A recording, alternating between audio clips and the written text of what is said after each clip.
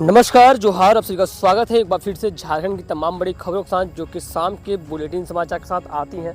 बचले के झारखंड के सीएम चंपई सोरेन ने छात्रों को दी गुरुजी स्टूडेंट क्रेडिट कार्ड योजना की सौगात।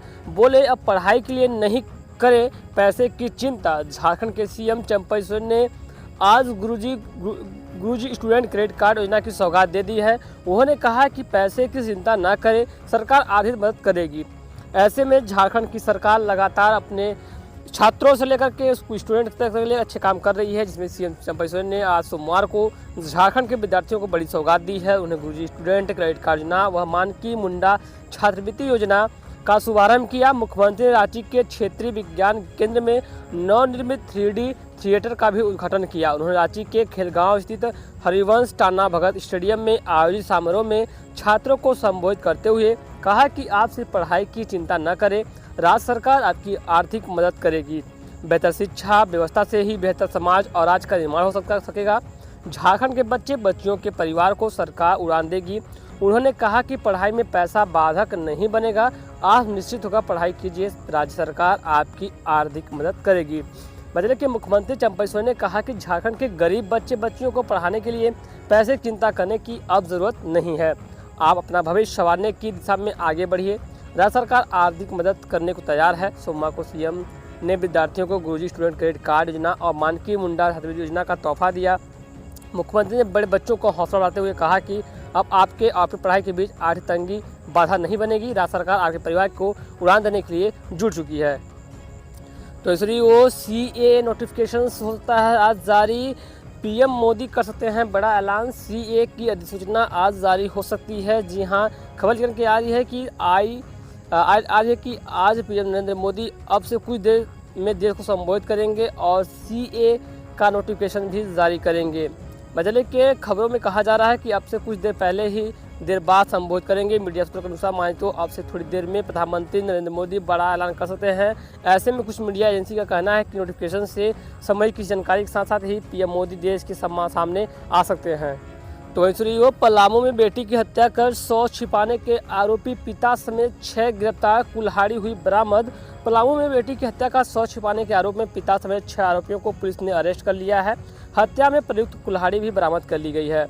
बजले के पलामू पुलिस ने बेटी की बेरहमी से हत्या कर 100 छिपाने के आरोपी पिता समेत 6 आरोपियों को गिरफ्तार कर लिया है। इसके साथ ही कुल्हाड़ी समेत अन्य सामान को बरामद कर लिया है। पुलिस ने सोमवार को पप्पी कुमारी हत्याकांड का खुलासा कर दिया। एसपी इस्मा रमेशन ने प्रेस कॉन्फ्रेंस कर इस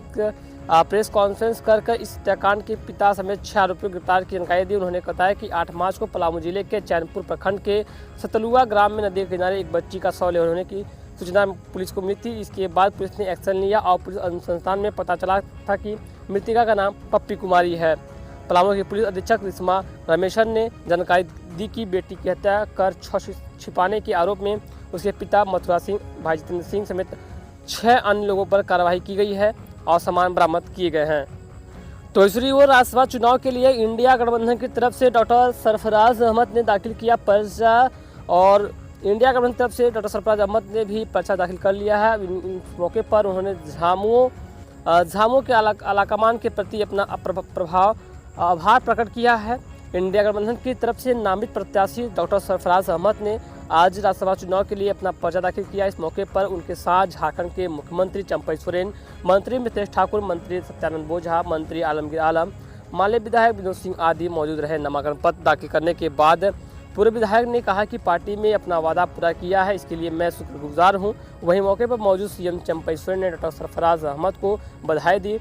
गौरतलब है कि इंडिया गठबंधन ने नामांकन से लेकर से एक दिन पहले ही सरफराज अहमद के नाम पर मुहर लगाई थी। हालांकि उन्होंने पहले ही नामांकन पत्र ले लिया था। आपको बता दें कि सरफराज अहमद गांडे विधानसभा से विधायक थे, लेकिन पूर्व मुख्यमंत्री हेमंत सोरेन की गिरफ्तारी से पहले उन्होंने अपने पद से इस्तीफा दे दिया था।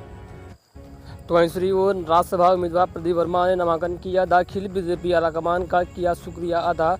डॉक्टर प्रदीप वर्मा ने नामांकन के दौरान सभी बीजेपी विधायक उसके प्रस्ताव बने 3 दिन पहले ही सभी विधायकों का शुक्रगुजार कहा। भाजपा झारखंड से उन्हें राज्यसभा प्रत्याशी बनाया गया है।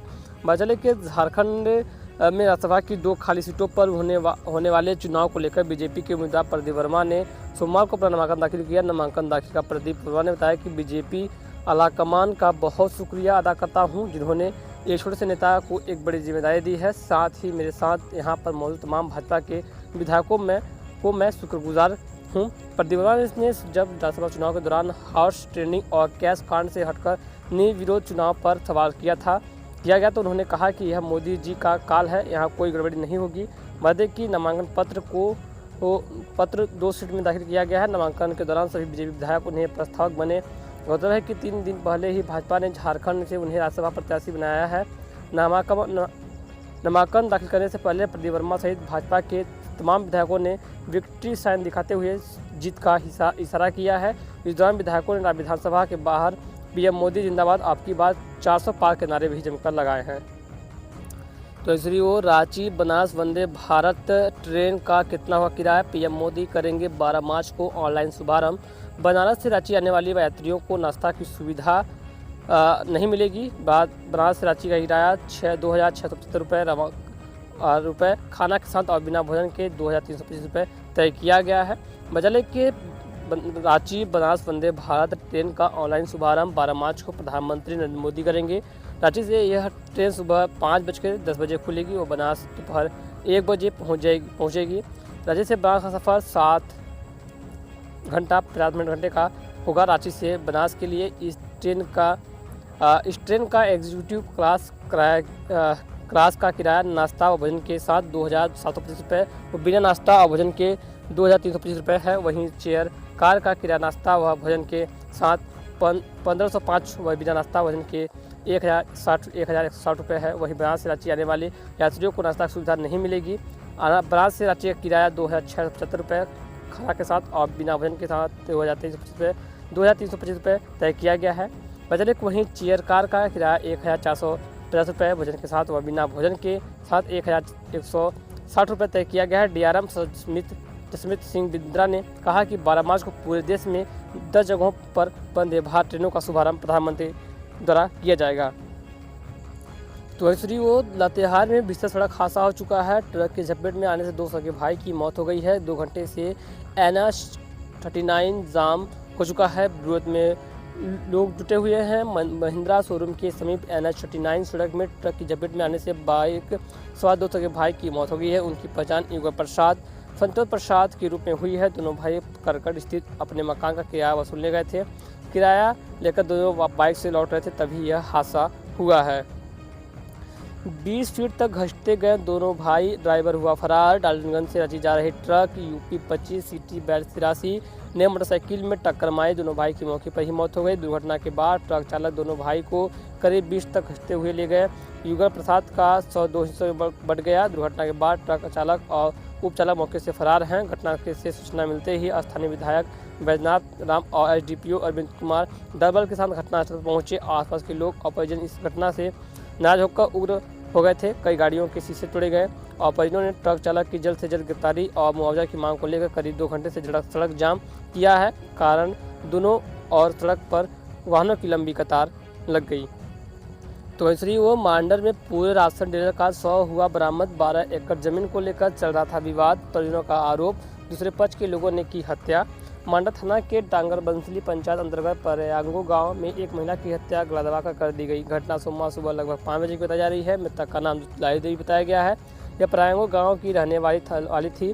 दुलारी के परिजनों के अनुसार अन्य दिनों की तरह ही उसकी मां सुबह लगभग 5 बजे घर से बाहर निकली हुई थी, जिसकी कुछ देर बाद गाँव वालों ने परिजनों को सूचना दी कि घर से थोड़ी दूर स्थित सड़क किनारे दुलारी देवी मरी हुई हाथ में है पड़ी हुई है। सूचना मिलने पर मांडा पुलिस गाँव पहुंची और शव को कब्जे में लेकर पोस्टमार्टम के लिए रिम्स भेज दिया है। बचाने की परिजनों ने बताया कि उनका गांव के गोतिया के साथ 12 एकड़ जमीन को लेकर विवाद चल रहा था। कोर्ट से कुछ ही दिनों के अंदर जमीन को लेकर फैसला आना बाकी था। उन्हें आशंका है कि जमीन विवाद में दूसरे पक्ष के लोगों ने ही उनकी हत्या गला दबाकर कर दी गई है। तो दूसरी ओर मेदिनीनगर सेंट्रल जेल में छापेमारी। 1100 कैदियों के पास से नहीं मिला कुछ भी आपत्तिजनक रखी जा रही है कड़ी नज़र। लोकसभा चुनाव के मद्देनजर रखते हुए प्रशासन अलर्ट मोड पर है। अपराधियों पर जेल के बाहर ही नहीं, जेल में बंद अपराधियों पर भी कड़ी नजर रखी जा रही है। जेल बंद अपराधी चुनाव में किसी तरह का व्यवधान पैदा न करे, इसलिए उन पर निगरानी बढ़ा दी गई है।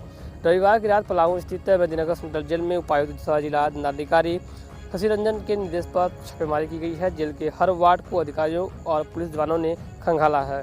तो दूसरी ओर रांची में 3 मंदिरों में तोड़फोड़, मूर्तियां रही खंडित, विरोध में लोगों का सड़क जाम, समझाने में जुटी रही पुलिस। झारखंड में एक बार फिर मंदिर में तोड़फोड़ हुई है। राजधानी रांची से सटे मुंडमू में के उमडेगा में असामाजिक तत्वों ने 3 मंदिरों में तोड़फोड़ की है। वहां देवी देवताओं की प्रतिमा को खंडित कर दिया गया है। मूर्तियों को क्षतिग्रस्त करने की खबर सोमवार सुबह तेजी से फैली।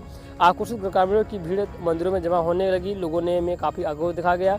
गाँव वालों ने पास की सड़क को जाम कर दिया। मौके पर पुलिस तैनात है। बताया जा रहा है घटनास्थल के आसपास पुलिस बलों की संख्या बढ़ाई जा रही है। लोगों को समझाने का प्रयास किया जा रहा है। इसके पहले 8 जनवरी को रांची के बरियातू में श्री राम जानकी मंदिर में चोरी हुई थी और चोरी के बाद मूर्तियों को भी क्षतिग्रस्त किया गया था। तो फिलहाल खबरों में बस इतना ही। एक थी आज की तमाम बड़ी खबर जो शाम के बुलेटिन समाचार में आज। तो उम्मीद है और पसंद खबर को शेयर कीजिएगा, लाइक कीजिएगा, चैनल पर लिवारा है सब्सक्राइब जरूर कीजिएगा। तब तक के लिए जय हिंद, वंदे मातरम।